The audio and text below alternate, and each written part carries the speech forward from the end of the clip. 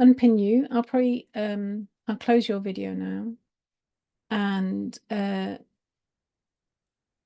ask Luis to join us. So Luis, I think there you are. Lovely. Let me just pin you.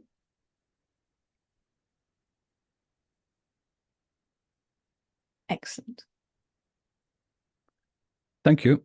Jai Shri Mataji.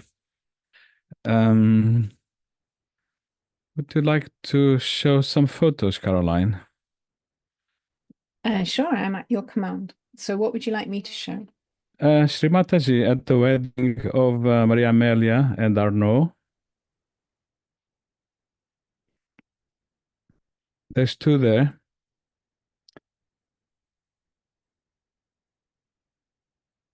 Yes, that's one of them. So this is Maria Amelia and Arnaud's wedding, which took place in Portugal, 1980. And I think there's a lot one could say about this sari, but the thing that I find very interesting is that this is the color of the Portuguese flag. So the Portuguese flag is red and green, but this is the exact correct green of the flag, you know. And I don't think this is a coincidence that Shri Mataji wore, you know, the color of the Portuguese flag for us, you know, because in everything Mother does, she's trying to open our hearts and make us feel well in her presence. So this was, I think, a beautiful gesture of Shri Mataji to choose that color. If you see on the photo, also of the wedding of Maria Amelia, can you see another one? It's called the Shri Mataji in Sintra. It's the same thing. But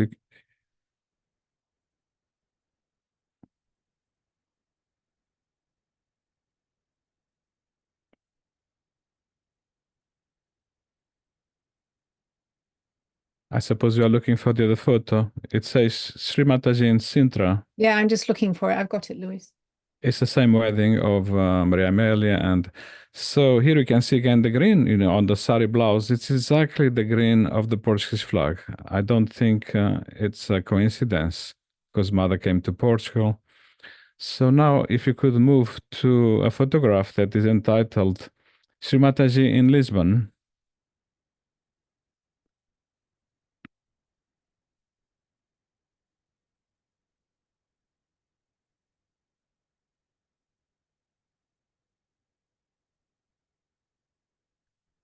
Right, so this is again Shri Mataji in Lisbon, Portugal.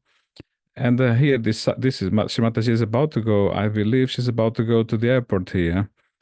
In fact, I'm the person there on the left-hand side with the beard. That's me, very thin in those days.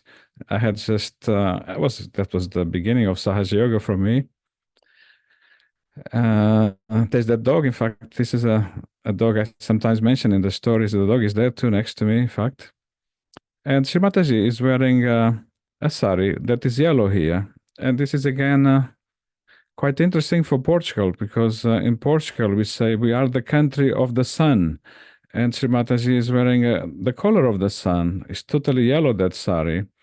But then she also has a kind of a purple color on the blouse and on the other part of the sari. And this is a color that everybody in Portugal will say this is the color of Christ, because during the Easter processions, usually the statues of Christ are dressed in that color. I think it's because in the Bible it says that during when Christ went on trial, he was sent to Herod, and Herod was the king of the Jews in those days in that province of Judea, and Herod decided to send Christ back to Pontius Pilatus to be tried. But he also said, you know, let's put a tunic or a cloth of this purple color on Christ. You know, this was in a sense to mock Christ, because you know, as if Christ is in a sense, people think he's the king of the Jews. So if he thinks that he's the king of the Jews, let him wear the purple, which is the color reserved for royalty. This was to mock Christ. But in fact, all the painters and artistic tradition, they consider that, Christ is indeed the King of the Kings, is the King of all kings, so he deserves to wear that color purple. And that's usually the color that is used for Christ during Easter, during the processions around the statues of Christ. They use this color. So this color is very important because Portugal is a Catholic country, and everybody knows about Christ and the Easter processions. And the yellow sun that Mother is wearing for us has a special meaning in Portugal, because we say we are the country of the sun. That's what everybody says. The sun is the thing about Portugal. And there was some apparition of the Virgin Mary in Portugal, and Shri Mataji confirmed that those apparitions are genuine. When Mother came again to Portugal for Diwali Puja in Portugal, she said, yes, those apparitions of the Virgin Mary, they were genuine. That was indeed Shri Mahalakshmi who appeared there and gave those miracles. And one of the miracles that the Virgin Mary or the Shri Mahalakshmi gave is that she made the sun dance in the sky, because people had asked for a sign to believe, and she did that great miracle. And many other miracles the Virgin did on that occasion, but this was the most astonishing miracle. She made the sun dance in the sky. So when Mother is dressed, with this yellow and this purple, this has a great symbolic meaning for Portugal.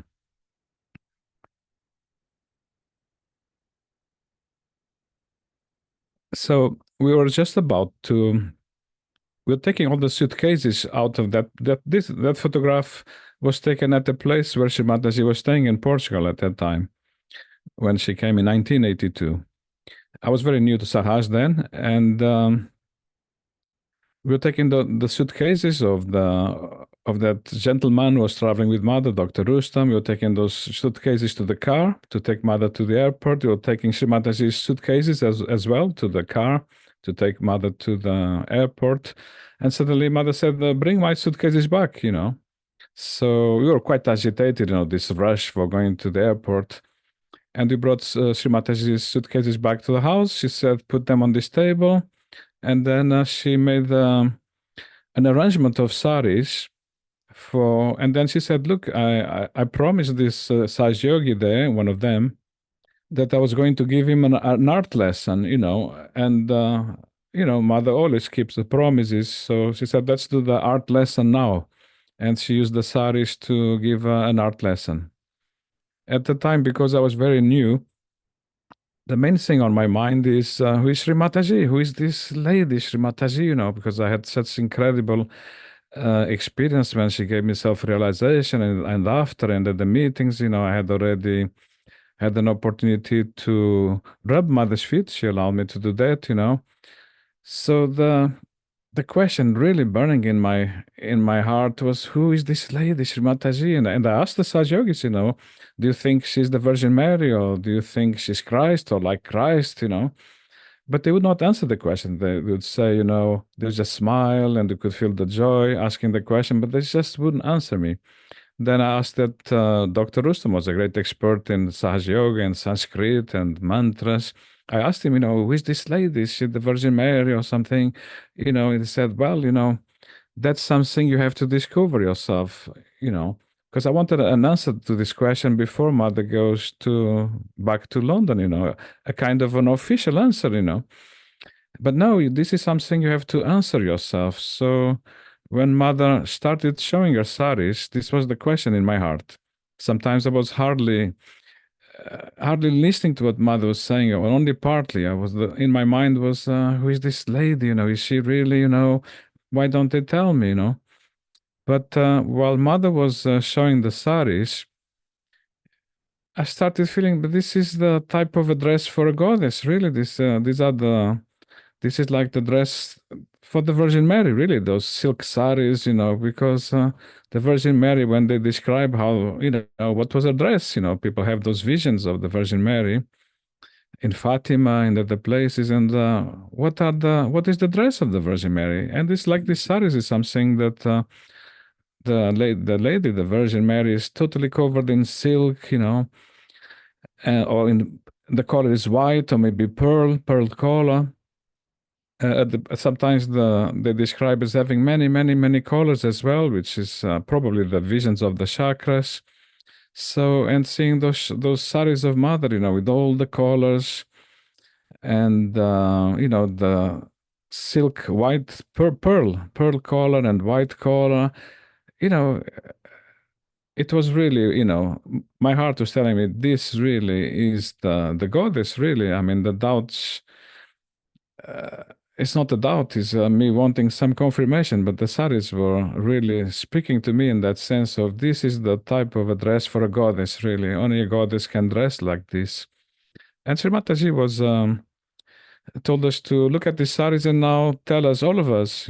She was addressing that Sahaja wanted to be a professional artist. She was addressing him mainly, but she told us, look at the saris and tell me, and choose one that you like the most, or maybe two, So we all made our decision, and then Mother asked us one by one. She asked us, what's your favorite sari? Yeah, So Mother was also finding out about our our feelings about the colors, really, how we react to these things, because see, Mother likes to somehow also use the saris to please people, so that we enjoyed meeting her the most. For instance, there was Sajogini from France, Guillemette, and she told us that story that Mother was having a reception of French ladies, very important ladies, coming to her house, diplomatic meeting.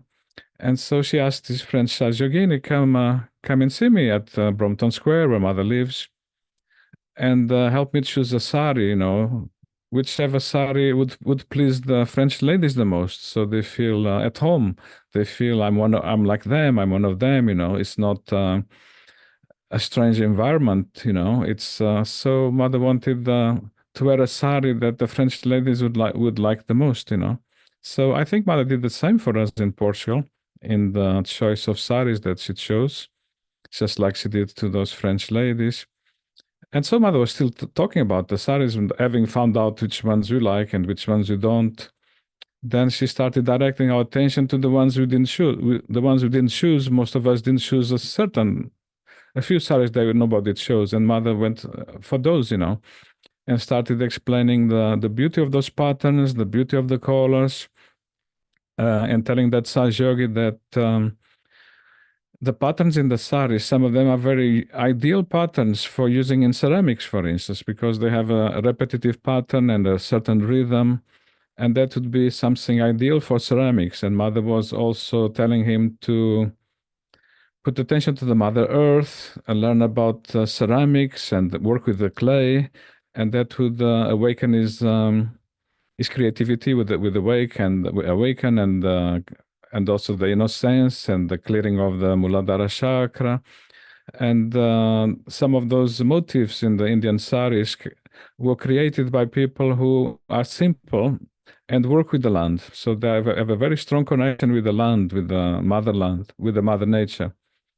And the Mother Nature gave a lot of the inspiration for the patterns that we find in the saris, especially those that were created by people who live in the villages. And then later on, other artists create, and more sophisticated patterns. But every area of land of India has a different style of sari, but the nature is also different in different parts of India.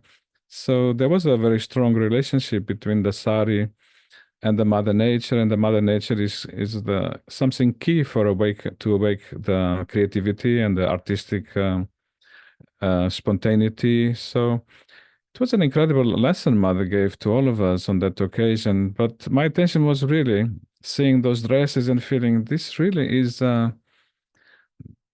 like the dresses for the goddess. At another occasion, this was a lot later at Brompton Square. Shri Mataji was going through a box of jewelry to give, in fact, again, to give a lesson about jewelry to a certain Sahaja who was learning about jewelry. And she used their own jewelry to give that art lesson. And I was looking at the jewelry, and Mother said, Louis, by the way, do you happen to know why is it that Indian ladies wear so much jewelry, well, I don't. I have no idea, And mother said that's because the goddess used to wear a lot of jewelry. You can see that when you read the mantras. And the goddess always has to wear a sari. That's something, it has to be like that.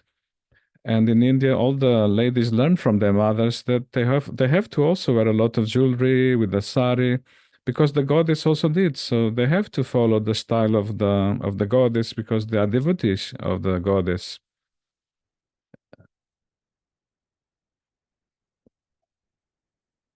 Um, so mother had a tremendous respect for the sari, really, and for these traditions.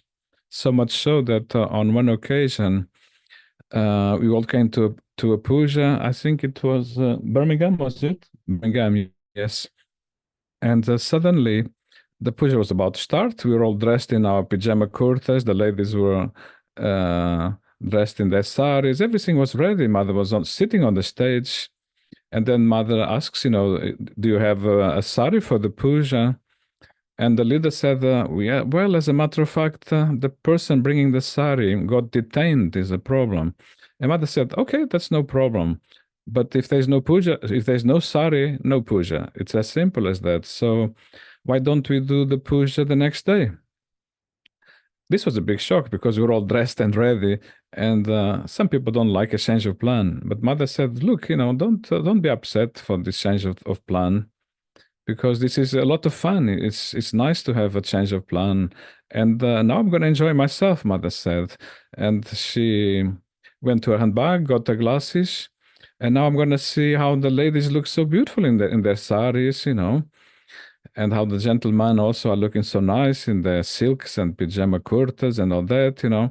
And so they changed the lighting, instead of the light being towards Shri Mataji on the stage, to the yogis, so mother could see the Saj yogis now. And she said she was really enjoying seeing all the ladies in their saris, how beautiful they look. So mother is always giving compliments to the Indian ladies or the Saj yoginis for wearing the saris. She's very pleased when they do. But as she said, no, you see, no sari, if there's no sari, that you cannot have a puja. These are very important traditions. There was another puja. This time it was in where? Chelsea Road, was So, it? I don't know. I think it was in Hampstead. That one, Hampstead, wasn't it? Can't remember the year. Maybe 1985, I think. And during the puja, Shri Mataji said, now the ladies who have never done a puja to me, they can come to the stage and do it. And two ladies came, dressed in jeans. They were wearing jeans, they were not wearing a sari. And mother said, that's not possible.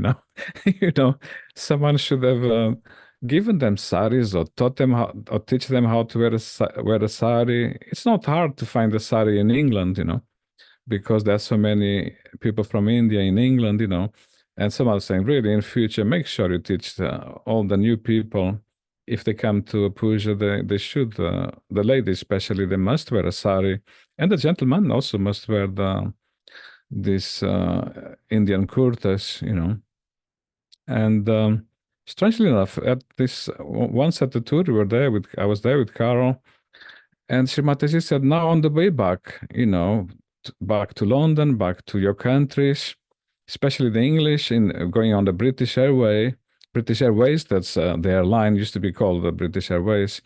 Make sure you wear your saris and your dhotis. Even dhotis, mother said, wear your dhotis, wear your saris, wear your pajama kurtas, and don't forget to wear also the red dot on the forehead, the tika.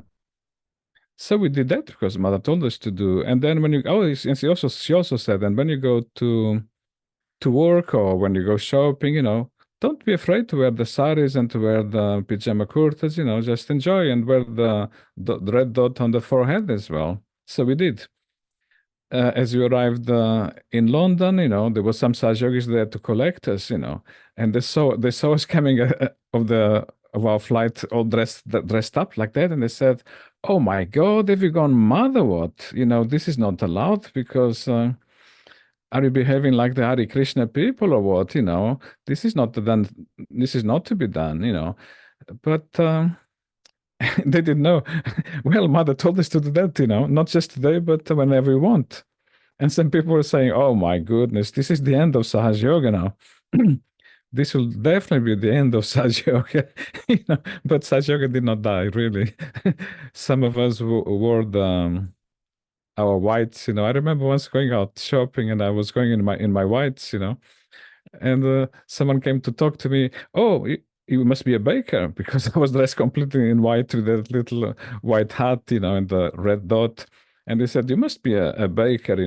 I'm sorry, I mean, I'm not a baker, but I have a photograph of this lady, Shri Mataji. We talked about Sahaj and we laughed a lot, You know, it's a really strange thing to be confused with the bakers, because all in white, those whites. Carol also went for a job interview wearing a sari, She didn't get the job, but she knew she wasn't going to get the job in any case. She was not qualified for that job. She was going just for practice interview, to practice for another interview where she thought she had a better chance, But she even went for a job interview wearing a sari. So many Sahaja did that. Nothing happened really. There was no problem. People are not afraid of the saris. There were occasions where we went to the airport because mother was coming or going. And on a few occasions, Carol decided to wear a sari to go and see mother at the airport. And some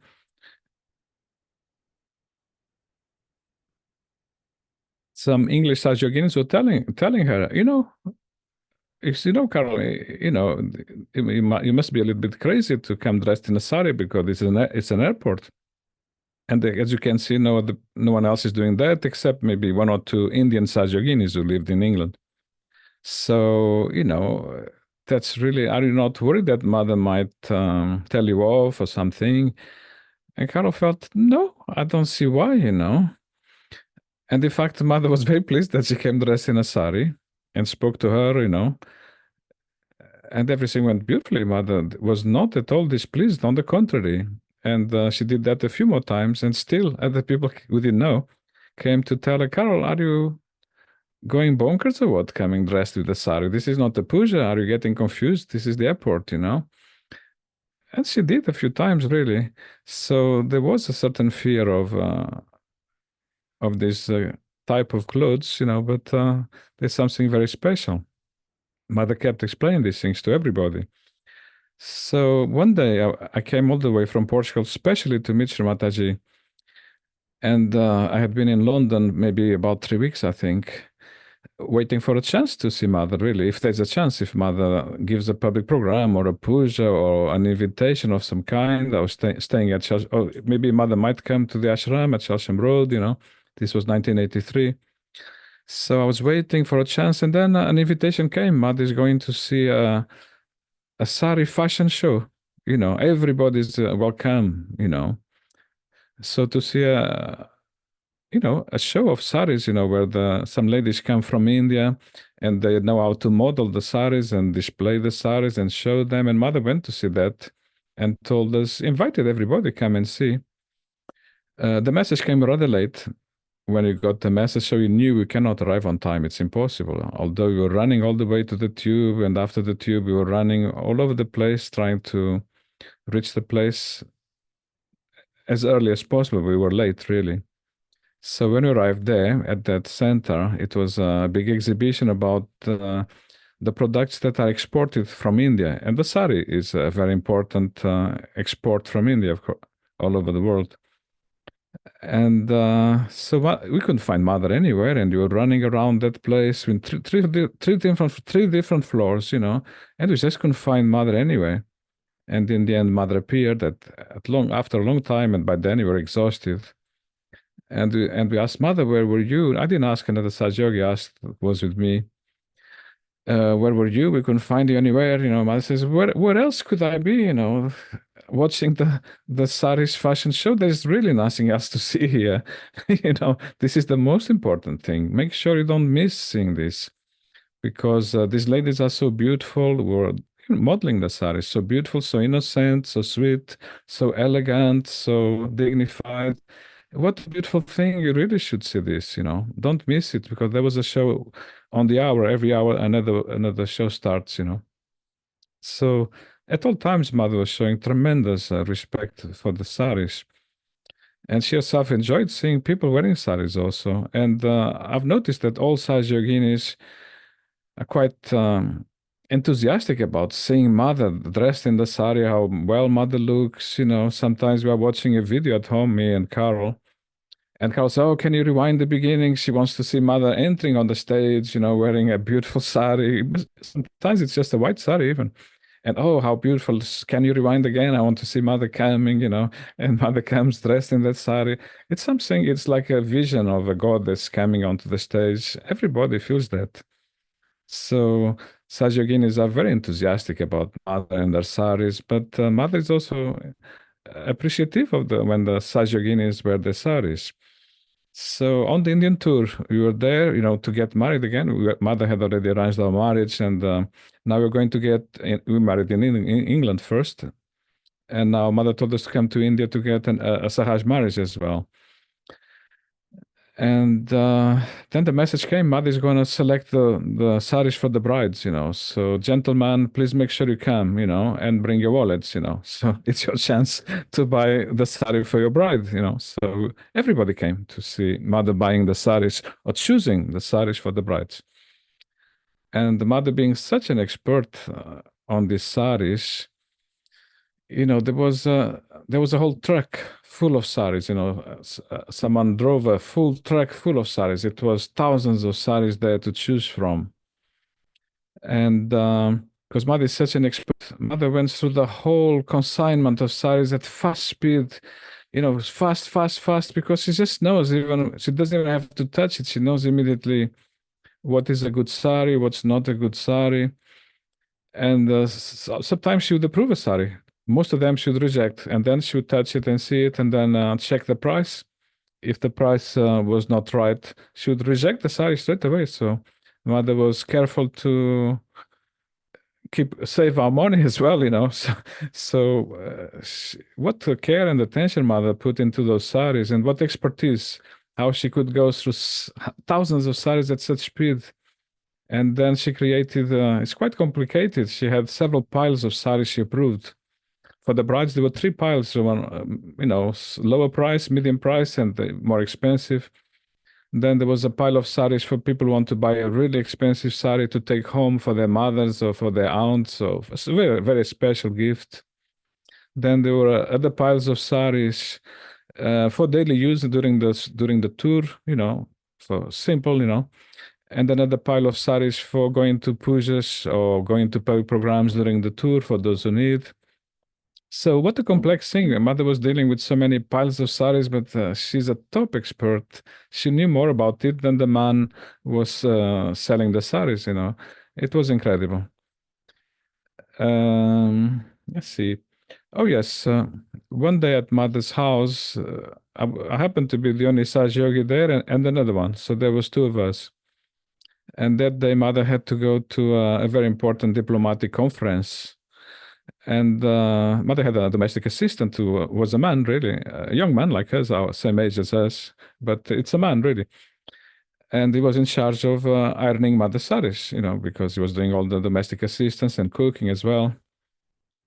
And we had seen him ironing Mother's saris sometimes, because we were there on the basement sometimes, and that's the place where he used to do it. So we had seen him doing, but we didn't know how to iron a sari. But that day he was ill, So Mother looked at us, and the time was ticking now. Sasipi will be coming at any moment, to pick her up with the limousine to that very special event, And so Mother looked at her and said, "Can you iron me a sari?" You said, "Of course, Mother, no problem," full of confidence. The problem is that none of us had ever ironed a sari, So, and this was a very special sari for a very important event, in the evening. So we knew this is quite a very special sari, very expensive as well. It would be a big shame if we burn this sari or do a really bad job and put wrinkles on the sari and spoil the whole thing, But we asked mother to help, although mother wasn't there. She was upstairs in the rooms. And the sari got ironed, and on this occasion, we really, got to see the sari in great detail and the patterns and everything. Quite very interesting. Usually we don't notice in such great detail, but ironing the sari gave that experience. But we noticed we were really getting thoughtless while ironing the sari. It was a special experience. It's something I only did once in my life, but it felt special, really, to pass that test, because there was a good chance we burned the sari or make a mess of it. But everything went well. Mother was guiding us and helping us. And then mother wore the sari. And we may not notice so much when mother is wearing a sari, because we are talking to her and we forget to look at the sari even sometimes. But on that occasion, we really saw the sari, how amazing mother looked in that special sari for going out for a special diplomatic conference. And my wife, Carol, she used to complain sometimes when I come, having seen mother, then she wants to know everything mother said or what happened, what people were doing and saying. And I used to try and remember everything mother said and people said and what was happening, to tell her everything in great detail. Next day, she would ask me to tell the same story again, and the next day and the next day. This actually helps me to remember things sometimes. But the first thing Carol always asks me is, what was the color of the sari, mother was wearing? And oh, I don't know. I didn't see. What a disaster! I forgot to see the color of the sari mother was wearing. And Carol used to be, oh my God, you didn't see the color of the sari, but don't do this to me, please. Next time, at least know at least tell me the color of the sari, minimum, if not a bit more detail. All right, so that's the one time I was able to describe the sari very in great detail, because we are in that sari and we saw mother wearing it straight away, so we could not fail to notice that. So that was an interesting event, but a lot happened in that event, because then when mother ultimately, mother went down the steps, and as mother was going down the steps wearing that sari, I got a kind of a vision, that mother was gliding on a cloud, like a divine, which she is, of course, but usually we see mother more as a human person, but she seemed to be gliding on a cloud, going down the stairs, going into the car. And that was an incredible vision, a special moment that still today I remember, because usually we don't get this type of feeling, it's, we are in the present, there's no vision, that's what it is. But the whole Sari event seemed to have had an effect on us. We felt very thoughtless while ironing it, and then when mother went and left the home, it was like a divine vision, seeing mother gliding down the stairs as if she was going on a cloud almost. But that's just me trying to put it into words, that feeling. I'm sorry? Because of the timing. Yes, the timing. The timing was incredible, because but that, I think we leave those details for another time. There was something else happen at that moment. No, tell us now, Luis. Well, I mean, it's a diversion. Is that this boy that used to iron mother's saris was a mother's domestic assistant. He first came to Sahaj in India, and he was very ill because he was working in a factory with the chemicals for manufacturing medicines. So from young age he did that job. He had inhaled so many chemicals. He was really very sick, and now he could not work. So mother gave him realization, and then mother told him also, I think you better find a different job, But it was not easy for him to find a different job. I think even his parents, depended a bit on his income. It's very hard, to find a new career, a new job and everything. So he asked mother, really, mother, please, can you give me a job, I think he must have assumed mother had lots of jobs, because Saj Yoga is a big organization, and people don't realize that, people don't get paid. There are no jobs going in Saj Yoga, but you really, mother, please, please, can you give me a job, And mother said, what the profession would you like to do, He said, cooking. Oh, do you know how to cook? No. I said, well, I can teach you how to cook. And mother taught him how to cook professionally, in 2 weeks, and mother used to be very proud of that he learned to cook everything perfectly in 2 weeks.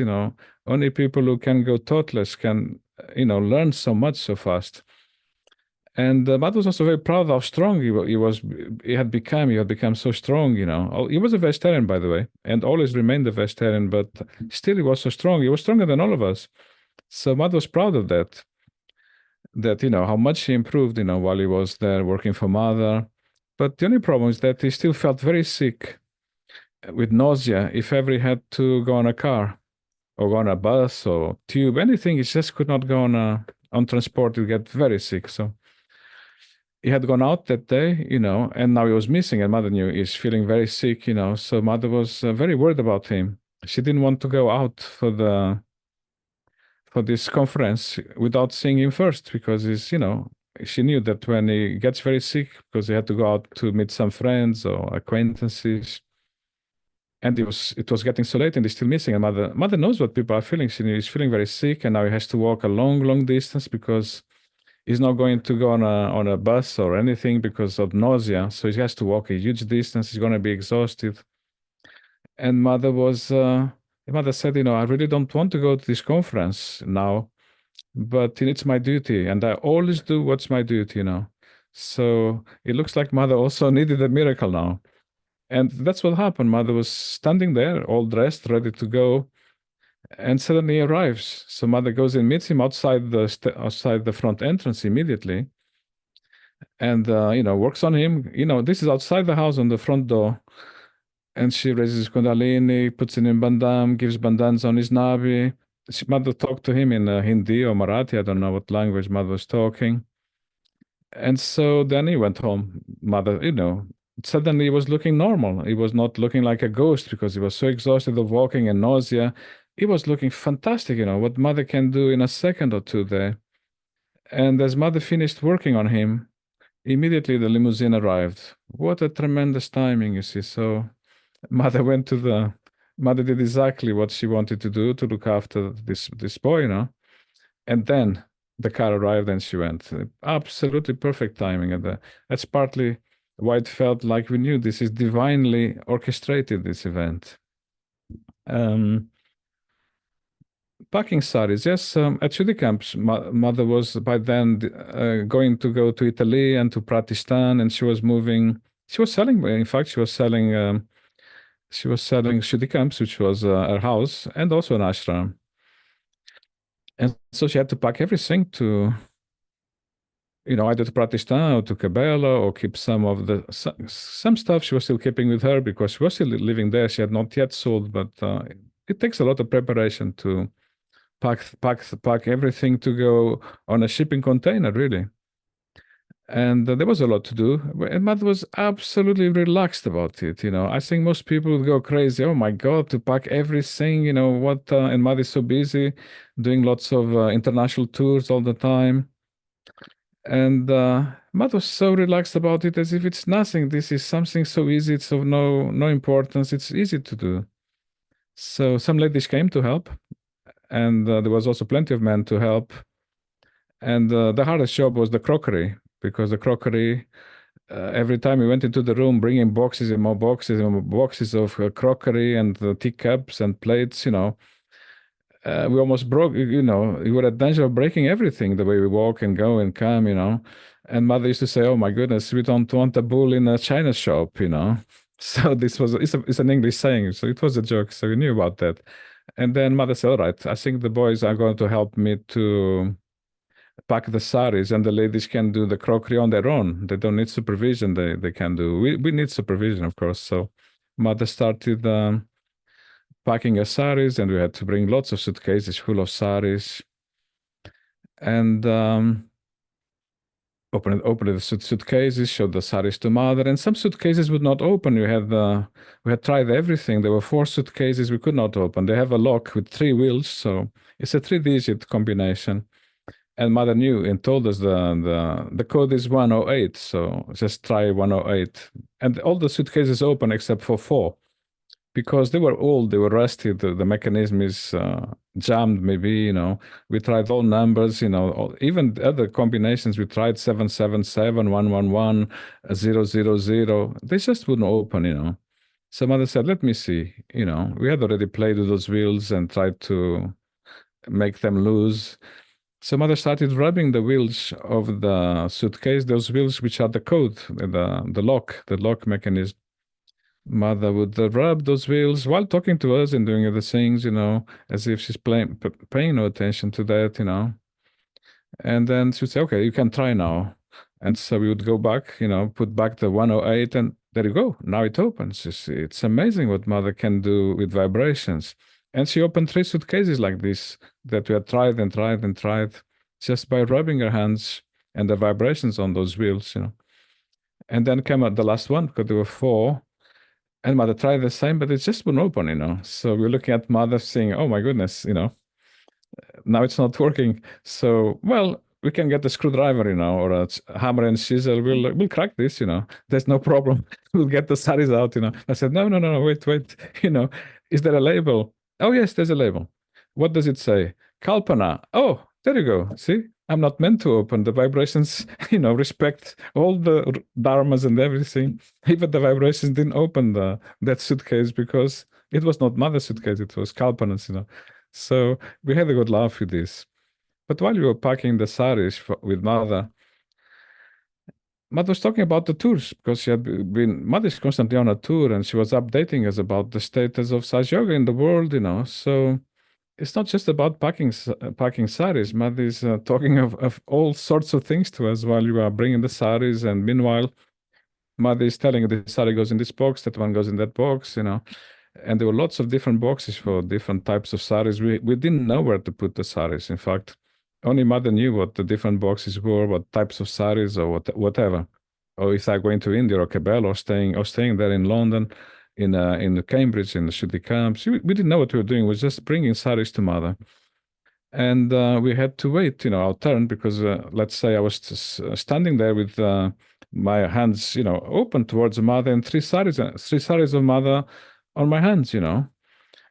And the hands were going very, very cool, very cool, very cool. You know, it was like we were clearing out with this. And then at last mother would say, okay, this sari goes here, this one goes there. Oh, let me see the sari. Okay, don't put it yet. So mother would look at the sari. Then she would show us the sari, say how beautiful, and this pattern and this. She knew the story of all the saris, you know. She told us so much about those saris. And she kept talking that maybe we should have a museum, you know, of saris. It's such an important art from India. And we could see the saris are precious, because just holding them in our hands, the hands go totally cold, you know. Incredible thing. She knew all the saris. Oh, there were so many saris. She said, oh, this one is from Sasipi, you know, you gave me this one, let me see. And she would see it again. She hadn't seen it for a while, you know, how beautiful, you know. So many saris there that were, you know, gifts from Sasipi, probably chosen by mother. So, you know, it's really, although it was a gift from Sasipi, sometimes he would give also on its own, without as a surprise, without mother choosing the saris. Some were also like that, you know, not chosen by mother, but chosen by Sasipi. But how wonderful mother knew the story of all those saris.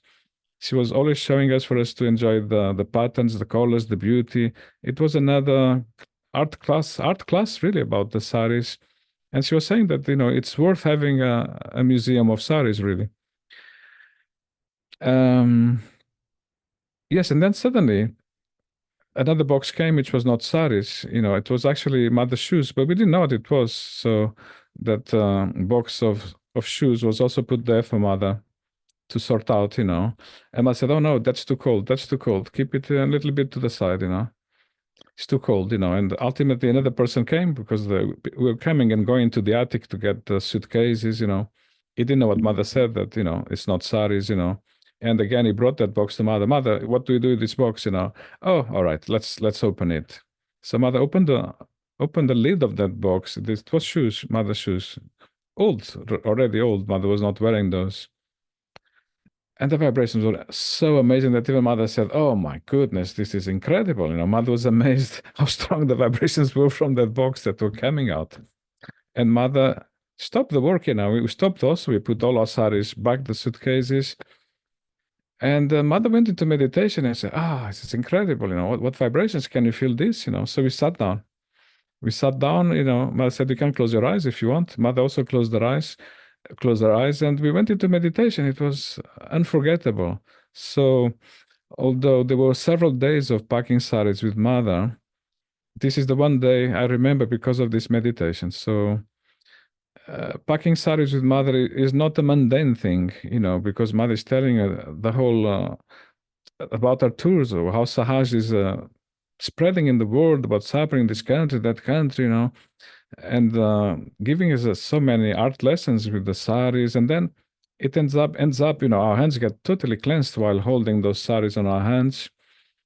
And then we have an incredible meditation with mother, which is quite rare because usually we don't close our eyes, in the presence of mother, or mother doesn't close her eyes also, not often at least. And that was a really amazing meditation session with mother that I don't think I will ever forget this. So now a little story from Carol. So at the tour, Carol was wearing a sari, and again, mother said, "Oh, you look so Indian. You look so Indian, Well, which is not surprising because she's wearing a sari, but no, you really look very Indian," mother said to her. How do you explain that? And for the first time, Carol told mother, actually, I was born in India. Oh, so only now you tell me, but you've been telling me you came from Sheffield. I've asked you so many times, you tell me you came from Sheffield. That's because she got realization in Sheffield. Sometimes you tell me that you came from Brighton. Other times I've asked you where you came from, and you tell me you come from Lewis, because she was staying in a town called Lewis, which is also my name, by the way. But you tell me you come from Lewis, from Brighton. And by the way, I knew you don't come from those places because human beings are like flowers or plants, wherever they are born, that's their natural environment. And it's written, it's inside of them, like a plant, belongs to a place. You may move, of course, wherever you may move, but whatever you are, where you are born, is also written inside you. So I knew that you were not from Sheffield or Cardiff or Lewis or Brighton, what took you so long to tell me that you were born in India, The fact you were born in India actually is a great blessing that helped you to find such yoga. It's a very important thing. So Carol could have told mother that she was actually born in India, but mother knows everything. This is what's so incredible. Let me see if I forget any stories here. Ramp. Oh, yes. I think last one maybe, because on the previous session about Saris, it was Fergie mentioned Hounslow ashram, and mother was also packing her saris into a box and locking it. Mother used to, all those saris were locked in suitcases, or some were also in cupboards and drawers. But the thing is that certain things were disappearing at Hounslow ashram. So there was a thief. There's no doubt about it. That was serious, important ceramics were being stolen.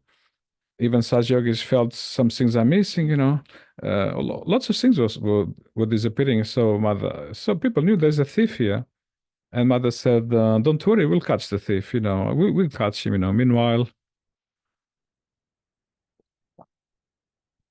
Meanwhile, if you don't leave valuables lying around, lock them, or, because that also helps, you should not, leave things lying around like that, And but mother said, don't worry, we'll catch the thief, And they were also running a public meeting next to the ashram. So new people sometimes would go to the ashram, who got realization, And then one day mother was there, and the mother saw the person. Okay, she knew this is the thief because the mother knows everything. So mother challenged him.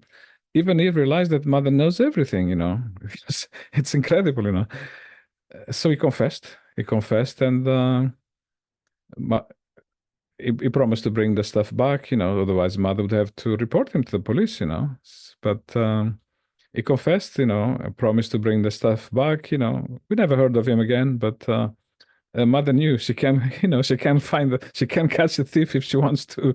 So Very wise. It's a little extra towards that story that Fergie said, when he showed that photo of mother.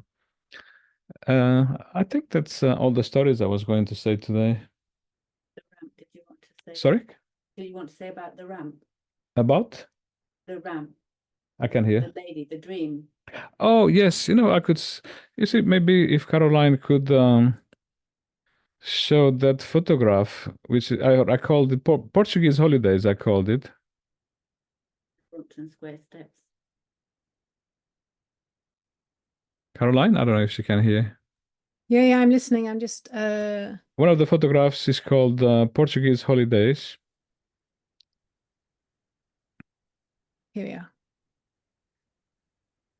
So throughout my childhood, we always used to spend holidays in this place. This is a farm, and there's a big ramp going from the farm all the way to the road, to the public road. This is not in the village; it's a bit away from the village. So, and in the village, there's always traditionally there has to be a procession of the Virgin Mary, processions with Christ. All the traditional processions were inside the village, so they wouldn't come near our home, which is in a little bit slightly remote place, and also a very high place with a big ramp to reach. But I had this dream in childhood, which was a recurrent dream. So every year during summer, I would have this dream 2 or 3 times. And in the dream, there's the sound of a procession, the drums very loud, and that wakes me up. So then I come from the house to see what it is to the beginning of the ramp. It's a dream. It's not a real vision. And then the procession would come all the way there. Leading the procession, there was a divine lady, because she was, moving on a cloud, going up the ramp, and the procession was coming with her, playing the music. Then, upon arriving at the end of the ramp, she would say, "Well, I'm here. You have asked me to come. You prayed for me to come. So, if you want to, can join the procession. You are invited to come if you want. And then everybody would do a prostration to the lady. And there was some angels throwing some flowers at the feet of the lady, and then the lady would turn around and go down the ramp again, because now she has to go and meet other people who also, have been calling her or praying for her to come, and so she came. So this was a recurrent dream. It stopped when I became 15, 16 years old. The dream stopped. So it really is just a childhood dream. And I'm not saying this is the Virgin Mary because it's just a dream. I'm not even saying this was Shri Mataji for sure. But to me, I've always set it aside, as something from childhood. But that day when mother, was wearing that sari, going to that important function, and I felt mother was just gliding down the steps, as if she was going on a cloud. That's the only time, the mother brought this memory to me of this recurrent childhood dream that I used to have every summer during holiday. So that is why I still remember that story of that sari, because it brought back something to me which was something precious, as a nice memory from childhood. Was there any other story? Well, just to finish, I mean, this is now not so important. If you want to show the last two photos, there's one of our marriage in India.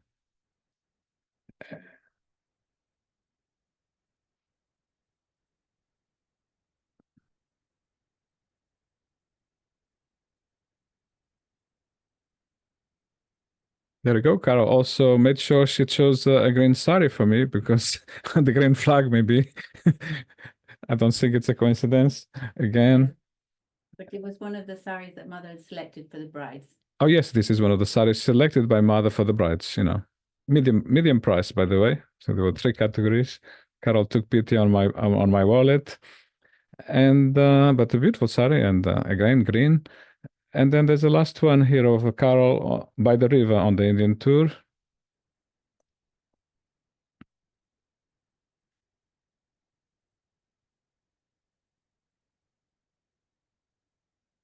That's it. So again, this is one of those. You can see the white sari with the red border. These are also saris selected by Shri Mataji. And the little shawl. This was a gift Shri Mataji gave to all of us. Even the men got slightly different shawl, but we also got a red shawl given by mother. Everybody got a shawl, but these are beautiful traditional Indian shawls also with the same patterns like the saris, and this white sari with a red border. It's very typical of those saris mother was selecting for the ladies on the tour. The ones for daily use is not one of the special ones, of course. But there you are. It's another nice memory. And I think that's all the stories I had. There's just one photograph left of Brompton Square. I think I'll Yes, just you share see. it. Okay. So this is the place where mother came here to meet her assistant, domestic assistant, let's call him, and that's where mother worked on him, and once she finished, working on him, as soon as she finished working on him, the limousine, arrived, and mother just was gliding down to the car. It brought back that vision to me. So I cannot forget those events, of course. But that's it. Thank you for your time and patience with me. That's all the stories I had for today. Well, thank you so much, Luis. It's been wonderful.